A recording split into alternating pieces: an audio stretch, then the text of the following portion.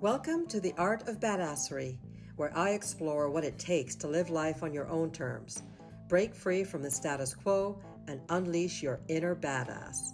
Whether you're a rebel at heart or simply seeking inspiration to step outside your comfort zone, this podcast is for you. I'm your host, Mahara Wayman, and each week I dive into the stories, insights, and strategies of those who have mastered the art of badassery and are living life to the fullest. They smile when no one is looking. Hey everyone, welcome to the Art of Badassery. I am so excited today because I have the pleasure of introducing a remarkable individual whose journey through life is as diverse and dynamic as the world itself. Ralitza Spassova's upbringing is a story of constant evolution as she embarked on a continuous voyage of self-discovery. Born in Bulgaria, Ralitza's life traversed continents from a young age. Her adventure began at the tender age of 3 when she left her home country, subsequently making her home in various corners of the globe, including Canada, the US, and the Caribbean. Education has been a vital part of her journey. She pursued her studies in Canada, graduating from Sardis Senior Secondary, and later obtaining her undergraduate degree from the University of British Columbia. Her academic pursuits then led her to the shores of Aruba, where she attended medical school. Ralitza's dreams, much like her experience, have been wonderfully diverse. At different junctures, she dreamed of being an engineer, an architect, and a psychologist, showcasing her boundless curiosity and passion for understanding the world from multiple perspectives. Today, Ralitza finds herself nestled in the picturesque landscapes of British Columbia, where she lives, works, and indulges in her favorite pastimes. She's also a certified mastery method coach, offering her clients one-on-one and group programs. She helps individuals unlock their potential, overcome obstacles, and create meaningful life transformation through her coaching. I'm so excited to talk to her today because Ralitza is a true global citizen, a lifelong learner, and a beacon of vibrant energy in everything she undertakes. Welcome to the show. I'm so excited to actually sit down with you. Thank you so much for having me. That I've never heard my life showcased in such a beautiful way. So thank you for that. It's great to get to know myself through your story. Oh, you're very welcome. And it's so interesting because, truthfully, listeners, I've known Ralitza for a couple of years now. And it wasn't until I sent her the form to fill in that I learned some of these things about her. And I'm like, I didn't know that. I didn't know that. So I want to thank you for filling that out so fully, to know a little bit more about the fact that you studied medicine. And yet here I know you as a coach. So when you think back to, first of all, walk us through this studying of medicine and where that led you to. Yeah, that's a great point to start at. And I think I would have to start when I was uh, in Canada, probably around the age of 4 or 5, digging through books to figure out what to look at when my parents were super busy and I was just on my own. I grew up as a single child. And so at one point, instead of pulling the Disney books, I pulled open one of my mom's textbooks. So she had to redo her entire nursing degree when we moved to Canada. And I remember looking, it was a huge textbook for surgical instruments and procedures. And I remember looking at it, and there was a face of a boy who was born with some sort of facial anomalies, and there was a before and after picture. And I remember being so enamored with the idea that surgery could help him to feel normal again, right? And so that in and of itself, and I think my mom being in cardiac surgery, she was a nurse for open heart surgery, that really gave me a depth of appreciation of what's possible, what humans are capable of doing. The fact that, a doctor can save a person's life, that they can change the trajectory of someone's life. So at one point, I remember thinking, I'm going to be a plastic surgeon and I'm going to be like Robin Hood. I'm going to do boob jobs here in North America, and I'm going to take that money. I'm going to do Doctors Without Borders across the world. And yeah, just that was sort of my vision. At some point, I became realistic And I let go of that vision of medicine, and I started to kind of do the things that are more logical and practical. And now, as a transformational coach, looking back, I realize that realism is one of those things it's one of the biggest lies that we're told in life. But at the time, I didn't know it. And so my path back to medicine, it was interesting because in high school, I was very much into biology. I was into chemistry. I was really good at school. Everything came super easy. I didn't have to study very hard. And then university hit. And I realized that I was a very visual auditory learner. So if I paid attention in class, which I always did, because I was always curious and interested in what was going on, I would be fine. But university came, and it was like a tenth of what you need to know is taught in class, and the rest is in a textbook. And so very quickly realized after first year, my grades were great. Second year, not so great. My parents separated when I was in 12th grade. And that really hit me in my second year. I also had a relationship my very first relationship of 4 years. I thought it was, fall in love, you get married, you do the thing. We weren't on the same page. We were very young. And so I think at that point, with my grades declining and with everything that happened, I realized that I won't be able to go to medical school in North America because you needed a 4.0 and you needed, hundreds of hours of volunteer work. And I was working to tie ends together. My parents were busy chasing boyfriends and girlfriends. And, the times that I felt I needed them most, they didn't think I needed them because I was in university. I was doing well, everything was good. It looked good on the outside.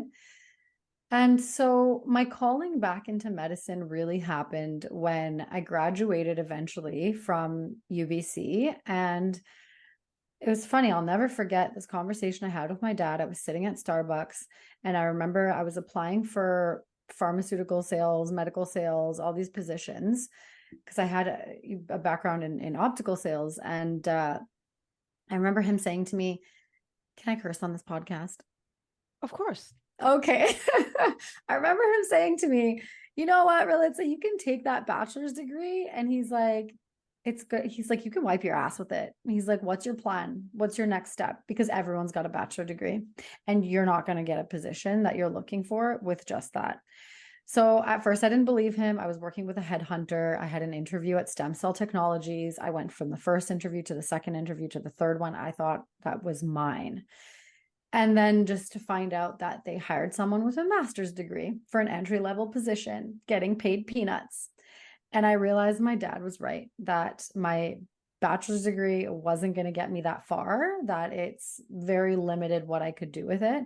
And synchronistically, and I didn't realize this was a beautiful synchronicity at the time, one of my friends who was studying at SFU, he was studying physiology, said, "I'm going to go to the Caribbean and do med school." And I just thought, isn't that such a cool path to go down? So if med school here in Vancouver is not going to work out for me, I had completely shut that door. It was not even an option in my mind. And so when he said that, and he said, "Do you want to come with me? I think you'd be a great doctor." I said, "Actually, yeah, I would love to do that." He ended up working for the Canucks, so he didn't go. So I actually ended up going by myself to Aruba. I had never been there before. But yeah, it was a very quick and easy yes for me, because it was always my calling to study medicine. And I knew in that moment when he said that, I was like, yes, that is the answer. That is the way. That is the unstuckness. First of all, I love that story, and gotta love dads. What did your dad think about your decision to move to Aruba, though? It was a big question mark for both my parents. I think growing up, and I recently realized that growing up, my parents haven't been those people who I wanted guidance from, because they just didn't know. They didn't know how things work here. They came from a very different place. They were born and raised in communist Bulgaria. And the way that things worked here in Canada, they didn't know any better. And so I think there was a big question mark around, what happens when you study there? Is the school accredited? Of course it was. I had done my research, but I only knew what I knew, right? And so fast forward 10 years, when I went back to teach, I had a lot of these answers for students. And that's kind of when I was the dean of pre-med and teaching them all of these things about where you're starting, where you're going, what the plan is, how challenging it's actually going to be, the number of exams, when you should start studying. Nobody knows when they start going down the path of medical studies that it's going to be such a journey, such a long and intricate journey. And there are no guarantees. There truly are no guarantees that anyone will ever practice clinical medicine, but especially studying internationally.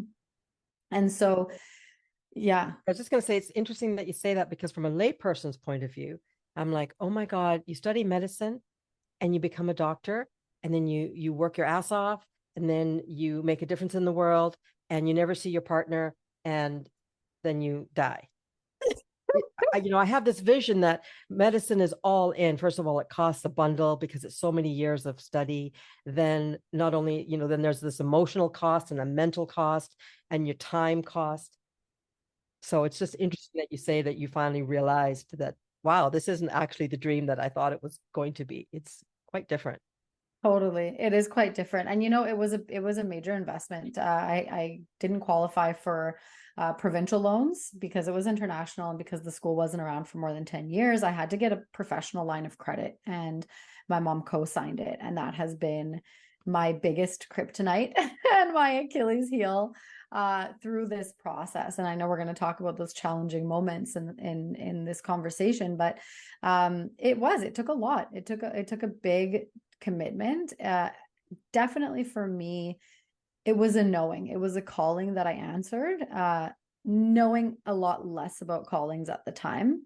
I just knew it was the right thing for me because of the way it happened.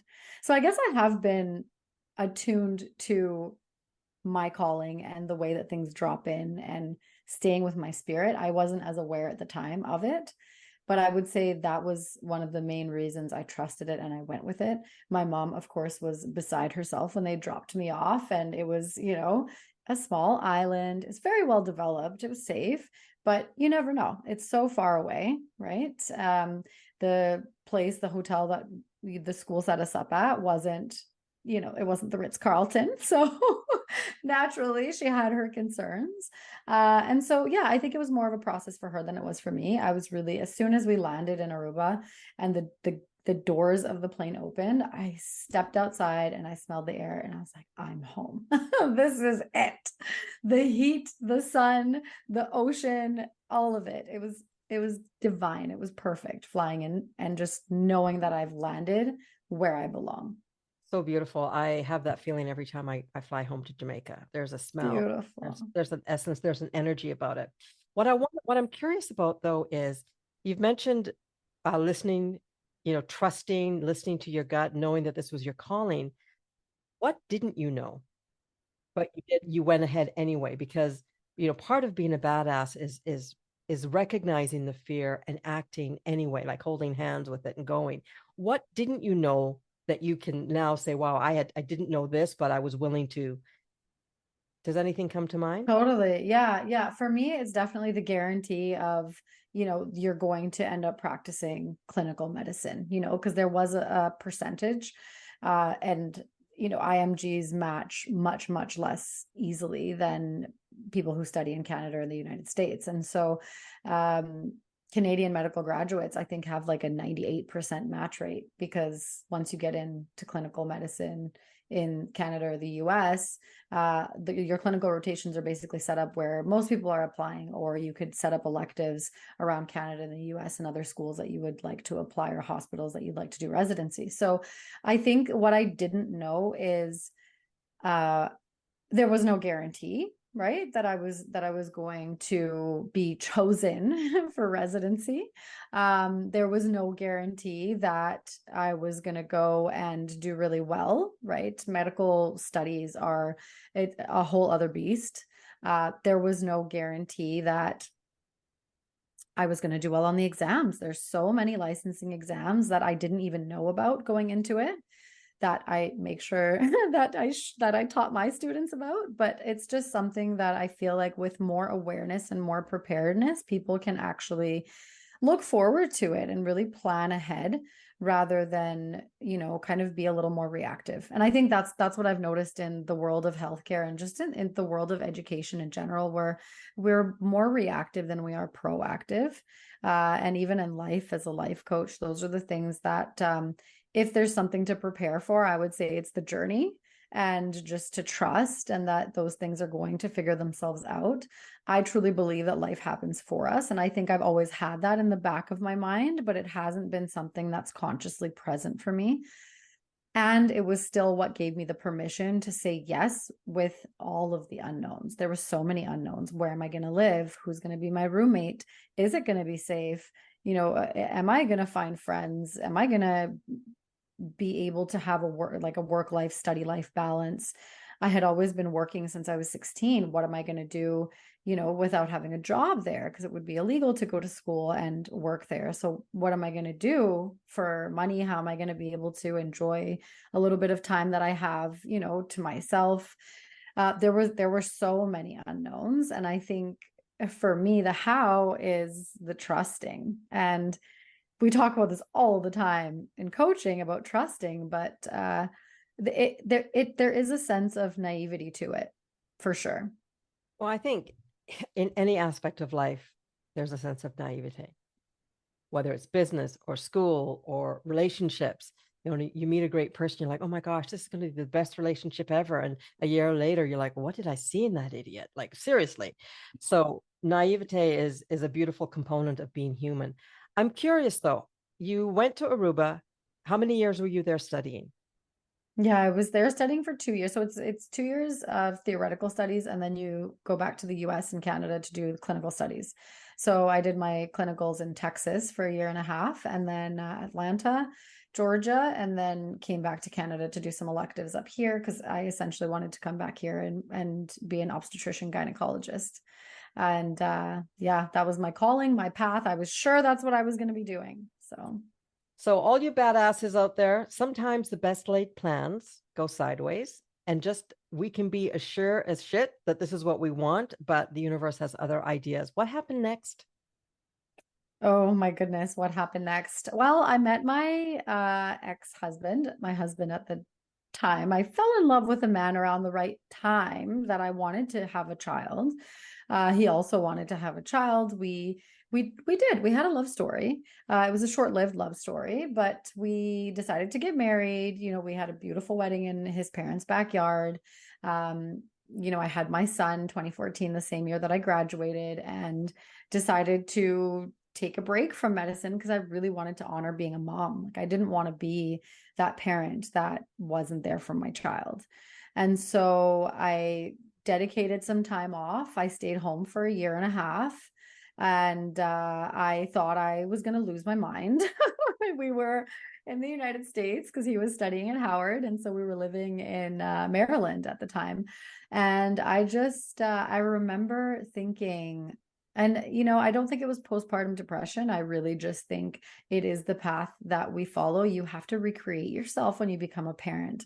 And I think there's not enough of that normalization of that process, that you are stepping into a totally different world.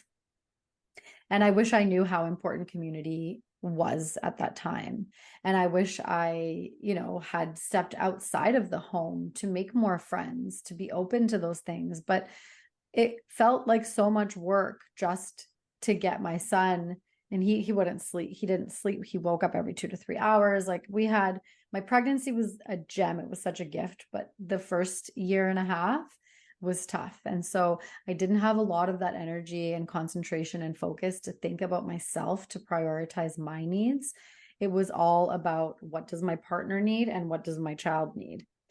And so I really feel like I lost myself in that moment. And I didn't have this urge to recreate myself. I didn't have the energy. I didn't have a mentor. I didn't have the community. My family was in Canada. We were in the States. His family's in Georgia. We're in Maryland. And so it was a very lonely journey at that time. I think Yeah. something that I'm sure many of our listeners can relate to. We step into the expectation of society.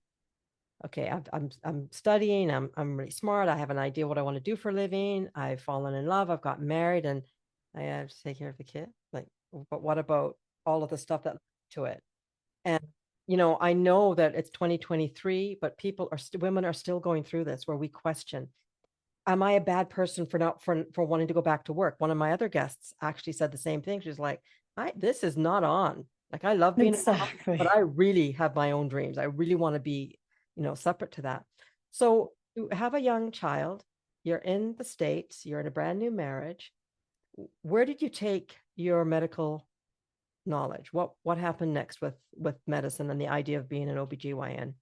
Yeah, so that's a really good question, and it's kind of exactly what you said happened. I was home, I was on Facebook at one point, and I saw a video of Aruba, and I just my heart jumped out of my body. For the first time in a year, I felt something.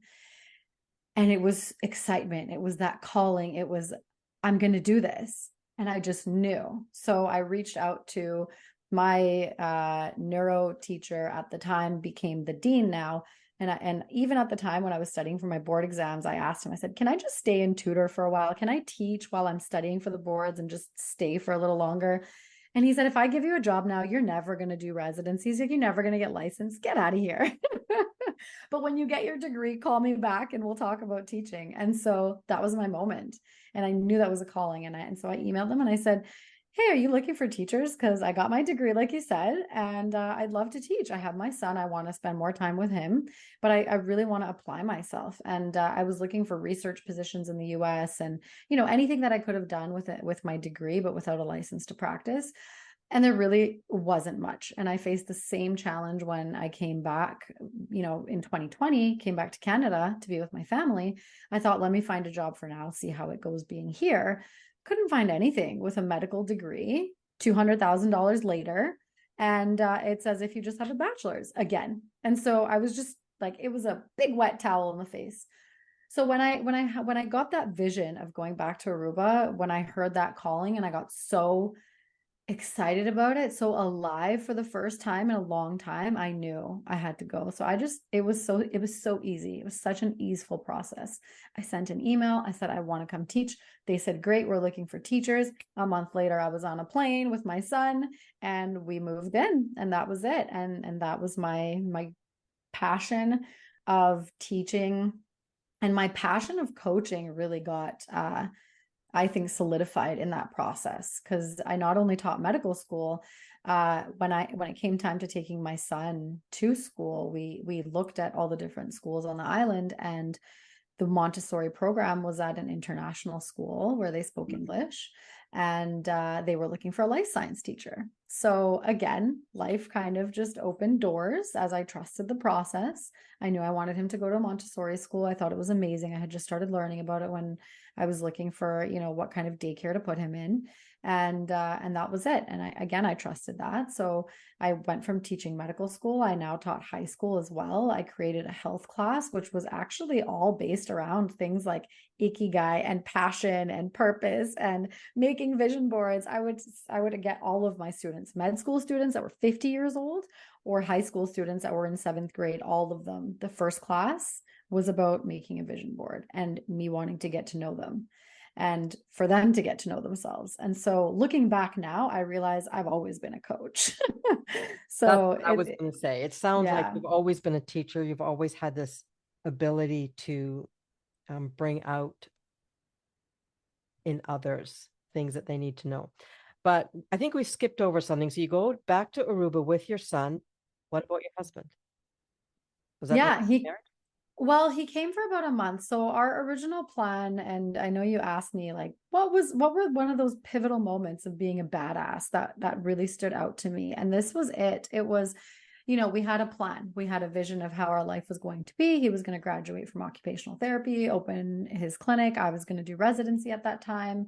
We'd have more stability. We'd hire someone to take care of, to help with my son and our son. And at that moment, it was last semester.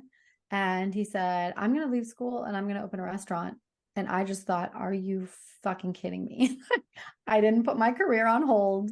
I didn't do all of this for you to open a restaurant. Like, this is a joke, right? I really thought he was kidding. But no, he was serious. And so when I said, I'm going to go get a job in Aruba to teach, because the positions that were available in the US for me, they didn't even cover the cost of childcare. So it just didn't make sense. And he thought, great, you have this position, wonderful, totally supportive of it. So he came out to Aruba for about a month when we moved there, and decided to come back to the States after that to continue his journey of opening a restaurant or whatever he was going to do. A few months after that, I called him and I said, this isn't a marriage. This is not working. I don't know that it ever did truly feel like a marriage, a union, a co-creative experience that I now believe exists, and I am holding out for that. But at the time, I thought it was the right thing to do, to get married and, to co-parent our son and do our best. And, we had a plan, and it looked like a logical, sound plan. And so, when that turned to shit, I just basically said, well, let's take matters into my own hands. And he was very supportive of me teaching, of me taking our son and, staying there with him. And that's kind of how it happened. It was one of those processes that just flowed. The responsibility was off his shoulders. And I think that's why he was just that supportive. I think that's wonderful. But I can't help, I keep going back to the cost of getting your degree and not pursuing a master's or residency in Canada or the States. Was there any level of guilt around that because of the money that was invested to get the education? And I'm just curious, because as an immigrant, as the child of immigrants, I am also, my family immigrated to Canada when I was 10, a little bit older than you, but the same idea of we've got to work extra hard. Mm-hmm. We've got to make our place and give back. And I'm just curious, what, if anything, was going through your mind when you realized, I'm actually not going to pursue that. I'm going to do something a little bit to the side. Was there any level of guilt? Yeah, 100%. I think I always had it in the back of my mind that I was eventually going to circle back and do residency and get licensed in practice. Even to this day, that still exists as an option one day if it calls me again. It's not completely off the table, but for me right now, I know the calling into healthcare to serve from a transformational coaching perspective, because it's so powerful and healthcare needs it. The burnout in healthcare, the system, all of that needs it. In terms of I still feel the pain, and it's for me, the way the guilt was served was more through the manipulation and the blackmailing and the gaslighting from my mom, and the co-signing, and how could you not follow through and do your, get licensed and do residency and do all the things. I felt more of a guilt around the fact that I really felt like there was something wrong with me when I was studying for my exams. So in medical school, I self-diagnosed with ADD, and then I went to 4 different physicians to try to get the diagnosis and get some kind of help. All 4 of them told me, you're too high functioning, you don't have ADD. And so I thought, well, what the hell's wrong with me then? Why can't I sit through a 9-hour exam in pin drop silence and make sense of what I'm reading? I can teach the material better than any of my teachers ever could, but I can't sit through an exam and do well. Something's wrong. Something's not right. And I think it was that. It was the guilt of not being able to perform on an exam to show my ability on paper, which my career depended on that. And so it was more around, there's something wrong with me that I didn't know about. I invested all this time and energy and money, and there was definitely that guilt of, not being able to follow through.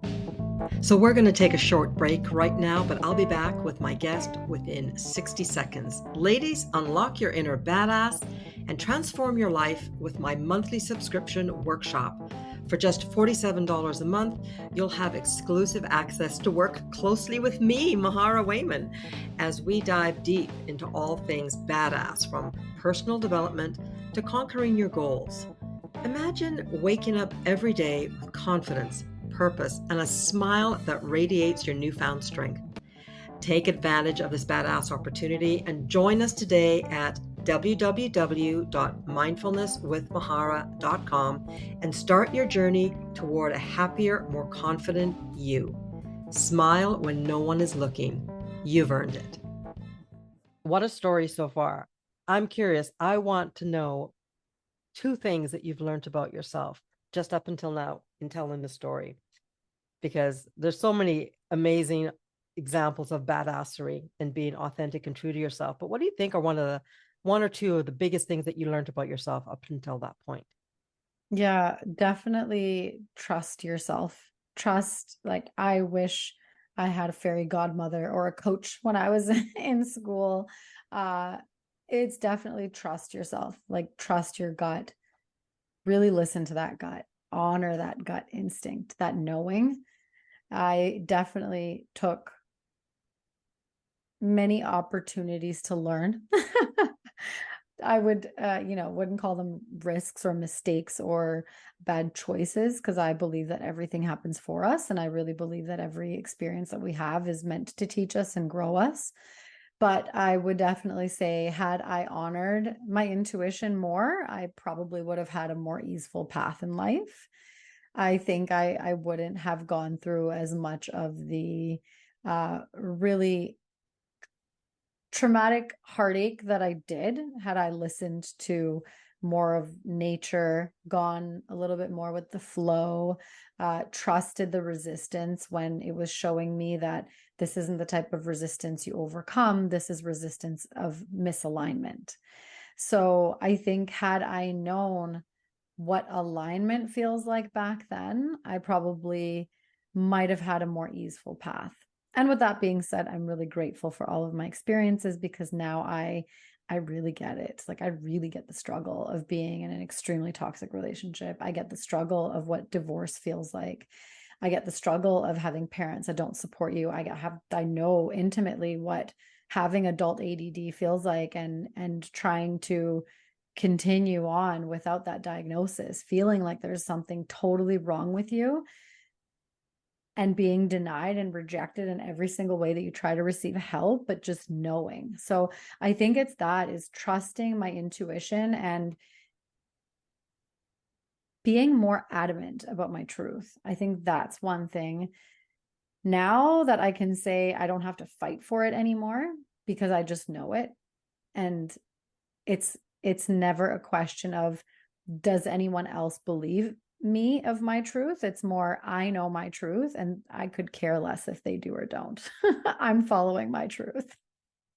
Such a beautiful realization. And, for those of you that are listening, many coaches, all of the coaches that I know, and of course, this is what I do for a living as well, is we can empathize because most of us have been there, right? We've lived it, we've questioned it, we've looked back and gone, what the actual fuck was I thinking? What, like, how did that transpire? How did that work out that way? So I love that you are so open to your growth and questioning. But I am very curious.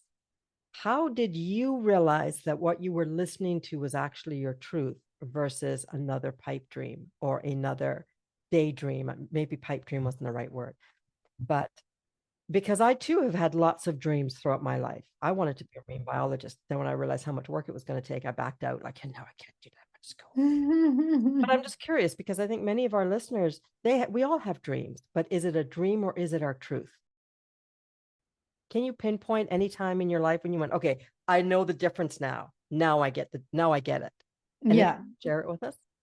Yeah, I love that question, because I think it's a process. So for me, a lot of times there are clarifying moments where I speak my truth and it comes out, and it's almost poetic, and I don't know what I'm saying, but it sounds right.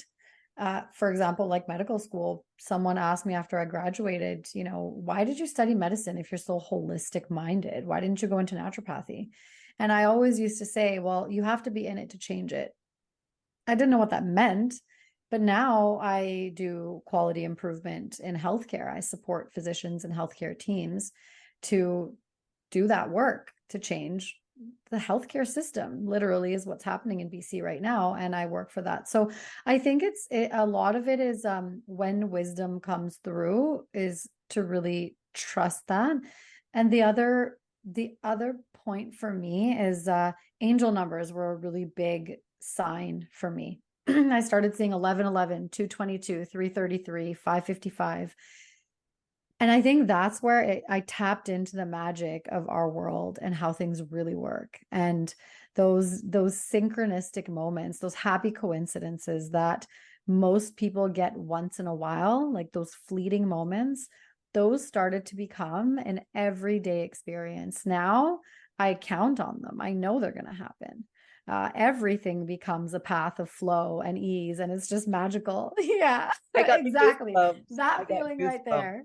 I got That's the truth chills. I call those the truth chills. So I know that when I'm speaking to someone as their coach, and when they find their truth, I'll tell them that's it. I get those truth chills. That's what I call them. It Yeah. reminds me, thank you so much for sharing. And what you said made me think, because I've had those experiences where stuff comes out and it sounds so good. I'm like, who's, Yeah. and what I think it is that's my spirit guide. Like that's my higher self speaking. When I learn to just shut up and relax, the stuff comes out. So for all of you listening, if any of you have had that, just stop in the moment and just smile, because that's the real you shining through. And I believe that's our goal on earth, right? I think we are spiritual beings having a human existence. And when we can quieten the noise and the guilt and the fear and all of that stuff that we experience as humans, when we can quieten that and sit with the knowledge that there is always more to us, then the more comes through. And sometimes it comes through after real drama and tragedy and challenge. And sometimes for some of us, it comes through just when we skin our knees. Everybody has a different path. But I think it's really powerful that you recognize that you do have a story. And with your permission, I'd like to talk a little bit, because I am so fascinated. I'd like to talk a little bit about your vision for blending your coaching that you have studied Mm-hmm. for with the medicine that you teach, because Mm-hmm. I'm from BC and I totally appreciate, well, I'm Canadian as well, that there's so much lacking in our medical system. But the reason I ask is I believe that coaching can blend into anything and make it better. So can you talk to me a little bit about that and your vision for that? Because I think it's Absolutely. Yeah, thank you. Yeah, absolutely. And that's again one of those callings. As soon as I recognize that I've always been a coach, and I thought to myself, like, healthcare, coaching, what next? What do you want from me? It's basically was the question to my spirit, my soul's calling, to God, the universe, Mother Nature, whatever you call that divine force outside of us that that really drives us in these moments of alignment. I heard that Up to Health, which is what I registered my business as, is going to be the standard of healthcare. So the same way that we joined ICM or any other coaching program to get certified, I've I've seen it. I know it's going to happen eventually. And this is putting the horse before the carriage a little bit, because it's not something I'm really usually choose to speak about. So this is the inside scoop, guys. So keep it quiet. But it's really a certification to train healthcare professionals to actually take, learn coaching skills, apply them in their own lives, practice with each other, and then bring them into healthcare. So I feel that there are ways that we interview patients, which really pathologizes. It really maintains the disease instead of getting to the root cause, and tries to support healing that feels aligned for the patient. And so that's where I think as we bring coaching into healthcare, as more and more people start to practice the skills of coaching, of motivational interviewing, there's a lot of brief action planning that's taught in healthcare, and still it's not always applied. And so I think with those skills and with those tools and with the personal transformation that people have to go through as they learn to coach each other and themselves, they will start to see the shifts that happen. And it'll just be evidence-based in their own life. And that is, I think, at least the vision, the calling is, that's the way it will transform in my lifetime. And that's kind of what I'm called into. So if there's anyone listening that's out there that has a similar calling, or you got the truth chills about any of this, if there's a passion of yours that you feel needs to be served, I'm very much in the co-creative collaborative space to make this real. I know I'm not going to be doing it on my own.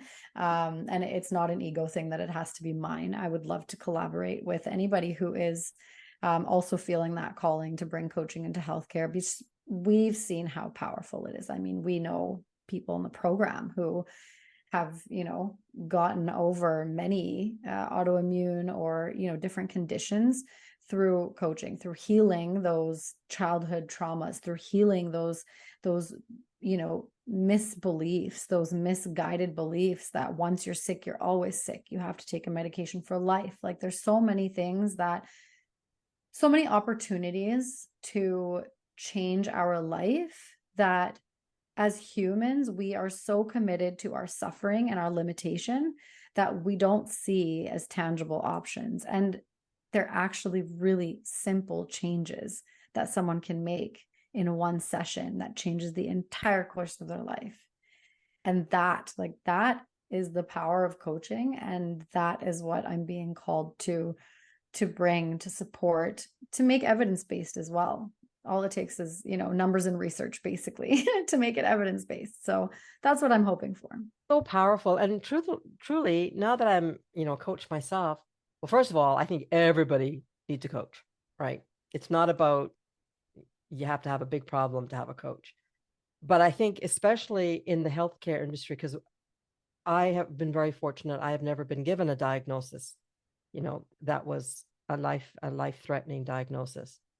But I can only imagine that when someone is dealing with an illness, there is that much more need for self-forgiveness, for understanding not only how your body is working physically, but how your body is working emotionally and mentally.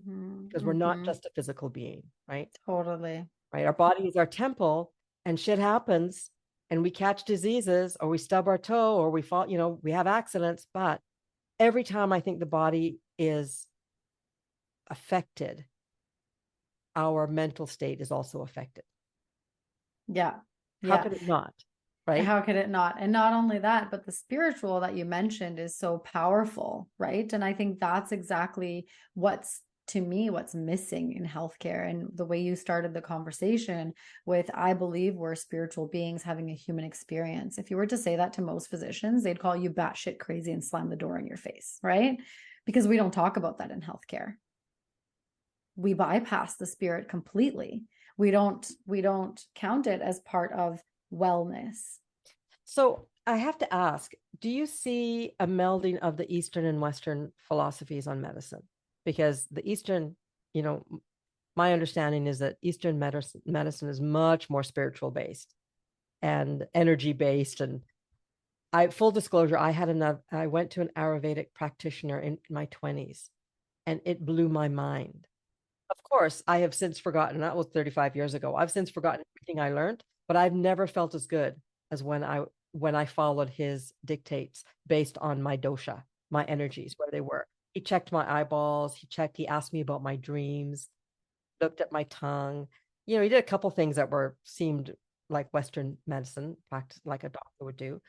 But for the most part, it's based on a completely different platform. And I have never felt better in my life. So I'm curious, do you see them melding? I see. I think it's already happening. I think it's different. It's political for sure. And I don't want to speak on the politics. I'm not interested in that. But I do think that all human suffering is because of our division. And so I believe that if we're going to reach a state where something works well, it takes that yes and mentality, right? Yes, Western medicine is wonderful. We need the firefighters to put out the fire. We need the medications to put out the fire, to put out the huge symptoms that we're experiencing. But you can't just take away symptoms and expect to function well. You have to get to the root cause of what's causing the problem to begin with. And most medications simply don't do that. So to me, it's a yes and. Yes, medications are absolutely necessary. You have strep throat, you have a bacterial infection. Don't go try to treat it with like praying and meditating. It's not the way it works. Now, did you get strep throat because you were outside of your energetic pattern and your body's immune system was weak and therefore you got ill? Well, yeah, that's a conversation we can have. But when the fire is there, you don't just watch your house burn. You put out the fire, you try to rescue what you can, you get back to health and wellness, and then you build it up again. And so I do think it definitely requires, and that's where I've been pulled to study more of the Eastern medical traditions, even ancient medicine through elders, I think is extremely important to honor. And that's kind of where we're moving towards, I think, a little bit more in healthcare, at least openly in BC, at least to honor that elders did what they did because they knew what they were doing for their people at their time. And so I do, it's a yes and for me. It's we have to figure out an algorithm to which one works when. Let's put out the fire and then let's dive into, what caused this? What is the root cause and how can we get to balance rather than illness, right? How can we prioritize more the person? How can we prioritize more their community? How can we prioritize more them living in alignment? Because when you're living in that alignment, every physical body wants movement. When we feel stuck and stagnant, we need movement, but we don't know that that's what we need, right? When we're tired, we actually need water. We don't need another shot of coffee, but we don't drink it because we're just trained as humans to choose our suffering. And so I think it's relearning really simple things like move, drink more water, very simple things of the human condition. Trust your body, right? When you need rest, honor your rest. Because if you don't, if you're high energy all the time, we know the laws of the universe of duality, you're going to end up going down, right? Bipolar, cyclothemia, it's all ups and downs, it's extremes. But that's just how our world functions. And so I think it goes back to, cosmic law, universal law, all of these things it's all one and the same. It's just truth, right? And ignoring one truth because the other truth is better, it doesn't make sense, right? That's like one religion's better than the other when we're really just saying the same thing. So much great wisdom here. And I couldn't help but see a parallel as you were describing a medical experience. I couldn't help but draw in a parallel to like my own experience on my journey of personal discovery. Put out the fire, but then get to the root cause. So figure out why you self-sabotage. Like, of course, let's not self-sabotage so you don't get, you get fired. But let's go a little bit deeper to figure out why you think that behavior serves you. So such parallels between what you studied originally and what you're currently doing. And so I want to thank you for your explanation of that and your beautiful melding of the two philosophies, because I think that's what the world needs. Can you give a few? You've mentioned some already, but I'd like to just touch on them again. What can our listeners do to help them feel closer to their story or closer to their truth? Because that is the essence of being a badass, is that we are honest about who we are, what we want, and how we're feeling. But what are some things that you maybe do on a regular basis, tips that you can share with the audience? Yeah, thank you for that question. I think that's a great question. To me, it's truth. It's being able to honor your own truth and speak your truth with confidence. And I think that's really hard for most people. I think most people in our world, and my experience from coaching and my experience just in life has been, people prefer to lie to themselves and therefore lie to the people in their life because they think that the truth would be ill received, or they think that the truth would hurt someone, or they think that their truth will cause a disservice to either themselves or someone else. So for me, it's always coming back to your truth and knowing that honoring yourself will actually always serve the people around you. And I think that's something that I wish I knew much younger, that prioritizing myself is the least selfish thing. It is the most selfless thing you can do, is to fill your cup and pour from an overflowing cup. That's what that means. When you're tired, rest. Don't push yourself to do the 30 other things you have to do. You know, get your kid, let's take a nap together. Kids could always use a nap. If you're tired, they're probably tired, right? Or give them a book to read while you take a little rest, if it's safe, obviously. Ask for help, ask for support. That's one thing I think, especially as women, we have this, and especially as modern day women, we have this pride around doing it all. I used to wear my super mom cape so proudly, and I realized that it's ridiculous that I am burning the candle and not at both ends, at like 10 ends. So I think for me, it's really honoring your body, honoring your needs, honoring your desires, prioritizing taking care of ourselves. Slowing down is really difficult initially. If you're on this, hamster wheel burnout momentum, slowing down can be really challenging. And so I think having an accountability partner of where you're actually not doing. If your pattern is doing, and that's what leads to your cycle that gets you out of yourself, then choose an accountability partner, a friend, your lover, whoever, a coach, if you feel like hiring one. I agree with you. I think everyone could use a coach. Just like in, professional athletes, they don't become professionals because they did it themselves. They hired a professional coach to help them. Same thing in our world. I mean, it's the weirdest thing that we think we're supposed to do life by ourselves, or that we're supposed to live life the way our parents taught us. It's like, wait a second, if we're the evolution of them, how are they supposed to know what's going to be helpful for me? It just doesn't make sense. And so for me, it's really honor your truth and speak your truth. But in order to even hear our truth, sometimes we just first need to slow down. And it was the hardest thing for me to do. Definitely getting from 4 jobs to no job. I sat in the bathtub and my mind was racing and I just couldn't wait to get out because I couldn't sit in stillness. So honor the discomfort of slowing down and prioritize yourself, because it will always serve others around you, the people you love. The truth is actually so much easier to hear. It's so much more palatable, and you'll be shocked at how well people receive your truth if it's direct. And I don't mean harsh, I just mean the truth without any guilt, shame, blame, all the things we tend to attach. We try to explain around our truth instead of just speaking our truth. I love that. And it's so interesting because, oh my God, the pressure we put on ourselves.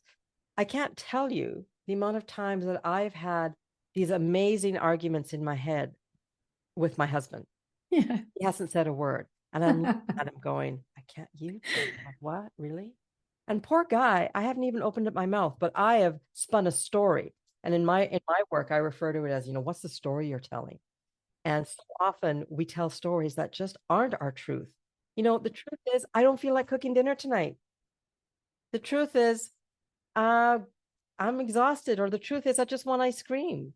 But I would never say that. Well, I say that now because but years ago, I would have made a story around it, like, oh, I'm not that hungry, whatever. So, yes. Yeah. And I just want to say one thing about that. The funny part is, in that moment when you honor your truth, he probably didn't want to eat what you cooked anyways. He probably also wanted to go out for sushi or whatever it was you were craving. I feel like when we honor our truth, it always serves the other person as well. If I'm too tired to go to a meeting, and I would never have canceled a meeting in the past, or if I'm running behind and I'm 10 minutes late and I'm going to message before, I would have almost killed myself to get there on time. Now I know that if I'm in this process and this is my truth, it's going to serve the other person. I haven't had a single moment where I've either had to cancel a meeting, or I've been running late, or something comes up and I won't be able to make it to an event. Turns out all the people are better served by that truth. Oh, I'm also running late, but I didn't want to say anything. Oh, you know what? That frees up my day so much. Thank you. Or, I didn't feel like eating that either tonight. Let's go out. Great. Like it's What I always serving. what I love so much about this, and I like how this conversation has gone a little sideways, but what I love about this and what I think is so powerful is when we speak our truth, and it doesn't have to be, you know, I don't want to be a doctor, I want to be a teacher. It can be, I don't want to do dishes. Whatever the truth is, we are telling the universe how to treat us. And it all ties into setting boundaries. But so it's one of the first things that I work on with my clients is let's get about who you are, what you want, what you don't want. Mm-hmm. Because the universe brings us, I thought we're all, everything is energy. And if we keep putting out, um, the truth that I, love to cook or I love to whatever, that's what I'm going to get more of. But it's not really what I want because I'm not being honest. So I don't quite know how we got on this topic, but all of the things that I've heard you say that have helped you grow into this badass woman can be summed up, I think, in a couple ways. Number one, listen to you, your gut. Your gut will always know the truth. Um, prioritize your self-care. So if you're listening to your gut and it says, I'm hungry, I'm tired, I whatever, listen and do it because you always serve when you put yourself first. It's not selfish to put yourself first. It's smart. I actually made a quote about that and I said, be smarty pants today and put yourself first, right? It's not I selfish. love that. The other thing that I heard you say was trust. Not only trust in the universe, trust in community, so trust in your friends, trust in yourself, and give yourself permission to experience the discomfort of discovering your relationship with that trust. That sounds like a big one, and it is, but it doesn't have to hurt. It doesn't have to hurt. Giving yourself permission to change your relationship with anything, including yourself or your memories. It doesn't have to hurt. Um, have I left anything out? I love that the last point about trusting in our memories. I think that the one thing that has served me and really serves my clients is looking back at things that have happened for you rather than as a victim that life has happened to you or that it hasn't served you in some way. And it's true, some people have gone through some pretty bad shit, and myself included. I've had my traumatic experiences where I didn't know how I was going to get out of that moment, but it happened. And now looking back, instead of feeling like a victim, poor me that it happened to me, or allowing it to keep me stuck, it's truly honoring our resilience. It's truly honoring that this thing that happened, it somehow served me. It showed me my strength.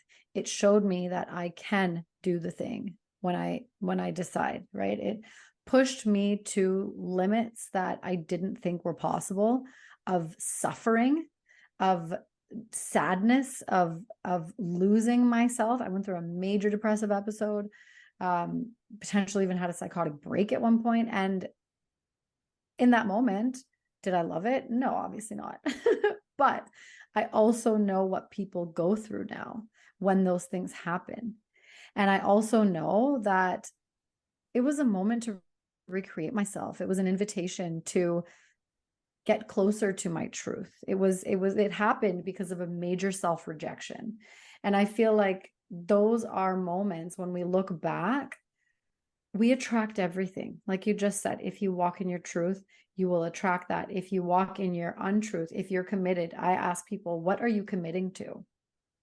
Really quick, there was a man we met on the path to our magical synchronistic weekend, but we met a man named Andrew, and he said, I want to meet a woman who can do it all, but it's so hard to find a woman like that.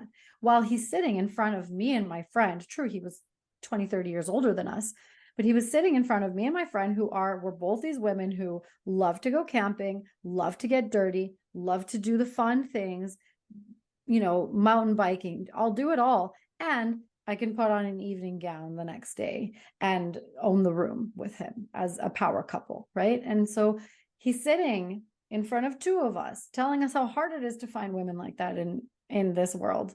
And we're all looking at each other like, really, you're committed to your suffering. Like you're making this harder for yourself than it has to be. And I think we have to be really careful about the stories that we tell ourselves about how hard something is, about how hard we must work to earn, how, marriage is suffering. It doesn't have to be, but our society is so committed to the ball and chain story instead of the co-creative, collaborative beauty that happens in this kind of love relationship. I think we choose a lot of suffering for ourselves. And so that's, I think, the last point to make, that be very careful of the story that you're committing to. And even in your past, looking at it as a gift rather than a curse. Yeah, thank you for bringing that up. I'm reminded of another guest that shared, and we all end up talking about it. And I think as badasses, we talk about it a lot, is we can do hard things. We can do hard things, but we don't have to let the hard thing define us in a bad way. We can choose to let it define us in a moving forward, stepping into our greatness way. Oh, I learned how to do this. I stepped up. Oh, I learned how to say no to this. I feel great about myself. I learned how to stand with my head tall in a room full of people that all have degrees and I don't, for example. I'm just pulling stuff out of the air, but really, so much of being a badass is being authentic. And as a spiritual being having a human existence, that typically means a shitload of work. And that's okay. Yes. You that are listening, it is okay that you've had a tough day. It is okay that you've got some challenges or struggles, because you can find your way out. You can look at it as, okay, I'm going to let this will be the last time I feel this way. Is it easy? Usually, no, it takes some work. The first thing it takes, though, and I have said this before on this podcast, the first thing it takes is hand on heart and an acknowledgement that you matter. So when we can put our hand on our chest and know and say fully from our gut that we are important and we matter, that's like giving us ourselves permission to feel whatever it is. And I'm telling you this, when you say that, you will bring into your world the people that you need, that are going to help you to get to where you want to go, whether it's emotionally, spiritually, mentally, physically. Thank you again for bringing your wisdom, your joy, your vulnerability to my show today. And for those of you that are listening, check out the show notes. I will have all the different ways that you can connect with her. And to her shout out earlier, if what she said resonated with you, please reach out to her, because this girl is magic and she's going to make waves in her community. So thank you again. And those of you that joined, appreciate all of your support. Share this podcast with your friends, and let's get everybody talking about how beautiful it is to be badass. My name is Mahara Wayman. Thanks for joining us. We'll see you next week.